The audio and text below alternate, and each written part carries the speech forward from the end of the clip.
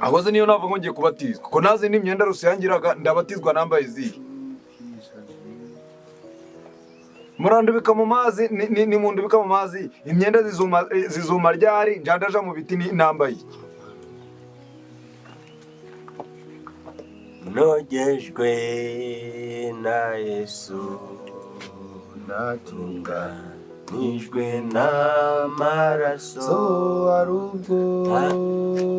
hari ubwo nakuhagije amaraso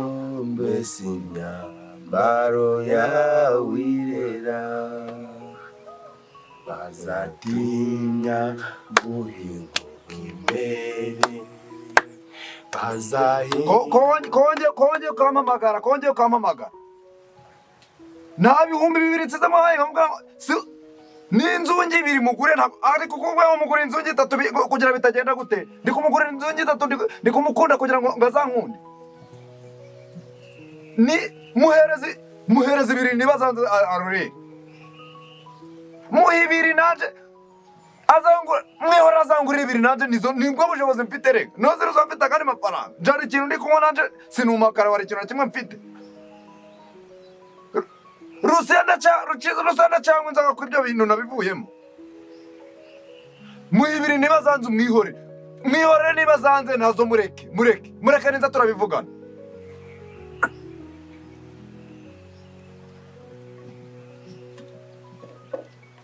maze iminsi nimaze amezi nikaba 2 ndasoma ku cupara bari kunja muri dose zo mu kabare ko nageze mu kibwiriza ndikuja mu kabare gute ibitekerezo byo kubatizwa urabikomeje cyangwa ushaka gukina n'abandi ninde se wanze kubatizwa ikibazo ndi kubaza ariko mutari kukinsubiza none se ikibazo ufite ni Kenya none ko ntazindi myenda ngiraga nimuramuka mundubitse ndambara iki imyenda ziruma ryari ko mfite gahunda nimugoroba saa moya none se ubu ngubu ninde wafashe umwanzuro wo kuvuga ngo reka njugunye ibiri inyuma nsingira ibiri imbere nirukanyira umusaraba akagira ikibazo cyuko imyenda zamubera imbogamizi none sinje ibyo bintu uri kuvuga ntabyanze uzi ngo wago mateka haraho ganditse Rusiya ubuza imyenda ndi imbere y'Imana mfe kano kanya okay dataragutiza izo kubatizwa aragutiza icyo kwambara si cyo kibazo ahubwo mu mutima urumva ushaka kwakira Yesu Kristo nk'umwami n'umukiza wawe none basayide nibambwira ngo kuva n'abatizwa ngo ubwo ndakoresha ubukwe ndakura he amafaranga yo gucuza amakwe ya ibyo si ngombwa ubutumye gukora ubukwe kubatizwa no gukora ubukwe ni ibintu bitandukanye ahubwo emera kudubike mu mazi menshi utsinde kamere y'icyaha ubatura ariko mwareka nje nkazabatizwa kwa gatandatu bakakubatiza wenyine se abandi barabatizwa guno munsi none ko nimugoroba nari mfite mbese gahunda ndaja mbo aho bigeze rero nawe ubwawe uri umuntu mukuru umutima gwawe ugomba gufata umwanzuro w'ico ushaka kugeraho n'icyo ushaka kuzakora Kristo n'urutonde ngaho mumbatiza kwa gatanu kuzi wa mwana waje uruhama urutonde rwo kubatizwa rwarangije kwandikwa bose abenshi bariyandikishije kwizamukire tutuvangara ubu tugiye hehe ku kidendezi tugende none ko naboneka saa 2 za nimugoroba aho mwantegereza gihorere bireke mbese uri kugira ngo gukiza uzabatizwa kubatizwa bihoraga ariko murebe muretse kugenda tumanze tuvugana ikigihe niba kidakunze mu kwa karindwi ntihazazara ni ngombwa ngo ibintu byose abantu babikorera rimwe mu kwa gatanu murabikora iminota ingahe arabikora iminota ingahe sara ugiye kugukorera operasiyo urabatizwanya n'abandi ngaho ndemeye nanje munjanire rimwe n'abandi none ko abandi utabeshe we wiyemeje kureka ibyaha none harica ibyankoze nibihe nta muntu wagiye mu mazi menshi ngo asubire gukora kozwa none si ninde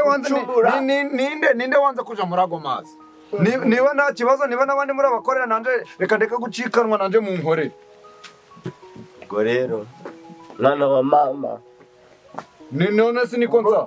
ubwo urasigaye uzabatizwa ubutaha. ariko si nanze kubatizwa siya ntawe ufite igihe cyo kwirirwa arahahwana nawe. none mbese ndi gusabwa iki nanterega nanjye ntabwo muri kunsobanurira. Niba ushaka kubatizwa nta zindi myanzuro cana tugenda. Ubu si ku buntu nta kibazo. banza bamema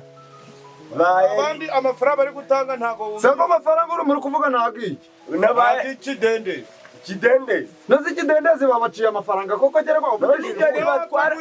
Ntago wamenye ko guriya mugezi twabatirizagamo bagufuye. ndabizi baragufunze None nazi ikidendezi nangahe ugomba kwishura amazi giri angahe nyine bitatu. bitatu bari kwishura. ngareka mba haye 2,000 ndakibacaca nimugoroba akoze reka namwe muje murafasha nk'umuvande sibyo niba nzakureka ibyaha Ushura namwe amafaranga uko n'abandi bari kugishura udacikanwa n'umubatizo. naze wowe 3,000 kwako ubu rusa nagakuraho 1,000 enda reka mahereze 2,200 Nuko sinumara kubatizwa uzaza urakoresha. Utuza. jewe niba ari 3,000 mu rugo ca reka jewe mbashakira inoti y'1,000 nta reka n'umuntu yareba no kuna abagenzi ariko ntavuga ngo